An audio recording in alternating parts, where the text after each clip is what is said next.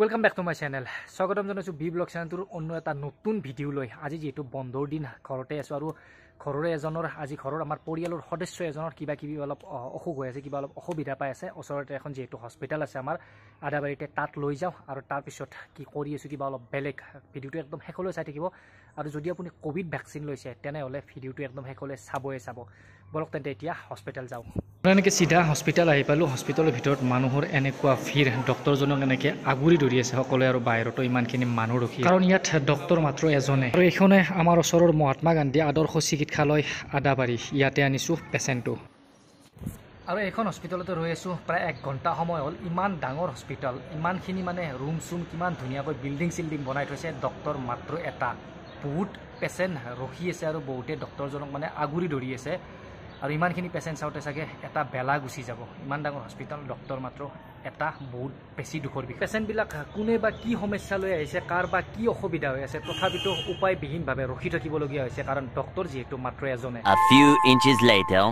আৰু তাৰ পৰা চিধা আহিলোঁ ঘৰত। কিন্তু মেডিকেলত যাই এটাই বেছি বেয়া লাগিল, চাৰিওফালৰ পৰিৱেশটো ইমান ধুনীয়াকৈ বনাইছে, বিল্ডিং চিল্ডিং, তাৰপিছত চাৰিওফালৰ যিটো চৌপাশৰ পৰিৱেশ বহুত বেছি ধুনীয়াকৈ বনাইছে, কিন্তু ভিতৰখন একেবাৰে ফপলা। এনেকুৱা আধুনিক যুগত, আজিৰ নতুন জামানাতো যদি হস্পিটেলবিলাকত ফেচিলিটি নাথাকে, ডক্টৰ নাথাকে, তেনেহ'লে ৰোগীবিলাকৰ অৱস্থা কেনেকুৱা হ'ব। যদি কোনোবা ইমাৰ্জেঞ্চিত যায়, কাৰোবাৰ শাৰীৰিক অৱস্থা হঠাতে বহুত বেছি বেয়া হয়, তেতিয়া গৈ যদি তাত ডক্টৰ নাথাকে, ৰখি থাকিবলগীয়া হয়, তেতিয়া পেচেণ্টৰ অৱস্থা কি হ'ব এবাৰ ভাবি চাব। কিন্তু প্ৰাইভেটবিলাকতো বহুত বেছি ফেচিলিটি থাকে আৰু সকলোৰে প্ৰাইভেট হস্পিটেলত নিয়া সক্ষমতা হয়তো নাথাকেও, সেইকাৰণে চৰকাৰীত নিব বিচাৰে। কিন্তু চৰকাৰীত যদি ডাক্তৰে নাথাকে, তেতিয়া কেনেকৈ নিব, কি সাহসত লৈ যাব। কিন্তু এইখন চৰকাৰেতো এইবাৰ দাবী কৰিয়ে আছে যে বহুত বেছি স্কুল বনোৱা হৈছে, বহুত বেছি ইউনিভাৰ্চিটি বনোৱা হৈছে আৰু বহুত বেছি মেডিকেল মানে হস্পিটেল বনোৱা হৈছে। কিন্তু স্কুল বনাই যদি তাত শিক্ষক নাথাকে আৰু মেডিকেল বনাই যদি তাত ডক্টৰ নাথাকে, তে ঘৰকেইটা চাই জনসাধাৰণৰ কি লাভ হ'ব। কাৰণ জনসাধাৰণৰ বাবে সেই বিপদৰ সময়ত ঘৰকেইটা প্ৰয়োজনীয় নহয়, ঘৰৰ ভিতৰত থকা মানে মেডিকেলৰ ভিতৰত থকা ডক্টৰকেইটাৰ প্ৰয়োজন, আৰু স্কুলত শিক্ষা ল'বলৈ যোৱা ছাত্ৰ ছাত্ৰীখিনিৰ বাবে শিক্ষকৰ প্ৰয়োজন। খাটাকে এটাই ক'ব বিচাৰোঁ যে সেই প্ৰকাণ্ড বিল্ডিং কেইটাৰ পৰা জনসাধাৰণৰ একো উপকাৰ হোৱা নাই। উপকাৰ তেতিয়া হ'ব সেই বিল্ডিঙৰ ভিতৰত সেই সুবিধাখিনি যদি জনসাধাৰণে পায়। বাৰু যা নহওক, তাৰ পৰা চিধা ঘৰত আহিলোঁ। মোৰ লাগিল বহুত বেছি ভোক, কাৰণ ৰাতিপুৱাতে গৈছিলোঁ, এতিয়া 11টা চাৰে 11টা বাজিবৰ হ'ল। ভোক লাগিছে আৰু খাব ওলাইছোঁ মই কৰ্ণফ্লেক্স। ইয়াতে আছে কৰ্ণফ্লেক্স আৰু এইফালে অ'টছ। আৰু যিহেতু মই অলপ হেল্থৰ প্ৰতি যত্ন ৰাখোঁ, সেইকাৰণে এই দুটা মোৰ ডায়েটত থাকে। বাৰু কিবা কিছু অলপ খোৱা লোৱা কৰি আহিলোঁ।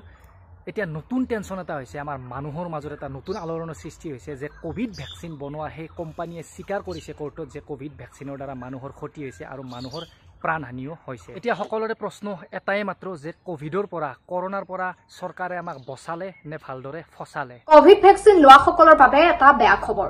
কোভিডশিল্ড ভ্যাকচিনৰ ভয়ংকৰ পাৰ্শ্বক্ৰিয়া, কোভিড ভ্যাকচিনৰ নামত কোটি কোটি লোকৰ জীৱনৰ সৈতে হেতালি খেলা হৈছে, এই কথা স্বীকাৰ কৰিছে ভ্যাকচিন প্ৰস্তুতকাৰী কোম্পানীয়ে। কোভিড মহামাৰীৰ 2 বছৰ পাছত পোহৰলৈ আহিছে এই ভয়ংকৰ তথ্য। ব্ৰিটিছ ফাৰ্মা কোম্পানী এষ্ট্ৰাজেনেকাই প্ৰথমবাৰৰ বাবে আদালতত স্বীকাৰ কৰিছে এই কথা। এতিয়া সকলোবোৰ নিউজত মাত্ৰ সেইটোৱে কথা, কোভিড ভ্যাকচিনে যে মানুহক ক্ষতি কৰিছিল আৰু ভৱিষ্যতো ক্ষতি কৰিব।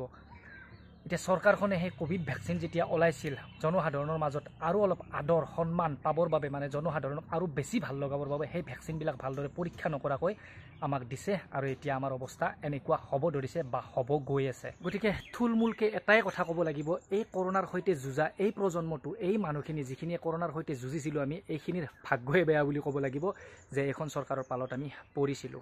কৰোনা কৰি প্ৰথমতে মানুহখিনিক আতংকিত কৰিলে, তাৰপিছত ভ্যাকচিন উলিয়াই সেই ভ্যাকচিনেৰে আমাক বচাম বুলি আশা দি কথা দি এতিয়া সেই ভ্যাকচিন দি আমাক ফচাইছে। সেনেকৈ বহুতৰ মৃত্যু হৈছে বুলিও বহুতকেইটা নিউজ আগতেও পোৱা গৈছে। আৰু যা নহওক, চব কিসমত কি বাত হে, থাকিলেও মৰিলোঁ, যিহেতু এদিন আহিছোঁ, যিহেতু এদিন যাবই লাগিব, সেইটো বহুত বেছি ডাঙৰ কথা নহয়। জীয়াই আছোঁ কাৰণে ভাল লাগি আছে, মৰিব যে এদিন লাগিব সেইটো একদম চিৰসত্য কথা। গতিকে এটা চিম্পুল ব্লগ বনাই দিলোঁ, যিহেতু আজি বন্ধৰ দিন আছিল, মে'ৰ 1 তাৰিখ, আজি মে' দিৱস উপলক্ষে গোটেই স্কুল অফিচ কাছাৰী গোটেই বন্ধ থাকে, আৰু মোৰো স্কুল আজি বন্ধ, গতিকে ঘৰতে আছিলোঁ আজি। এটা চিম্পুল ব্লগ বনাই দিলোঁ, ঘৰত আছোঁ যিহেতু। যদি ভিডিঅ'টো চাই ভাল পালে লাইক এটা কৰি দিব, আৰু যদি চেনেলটোত নতুনকৈ আহিছে তেন্তে প্লিজ চেনেলটো ছাবস্ক্ৰাইব কৰি ল'ব। লগ পাই আছোঁ এটা নেক্সট ব্লগৰ সৈতে।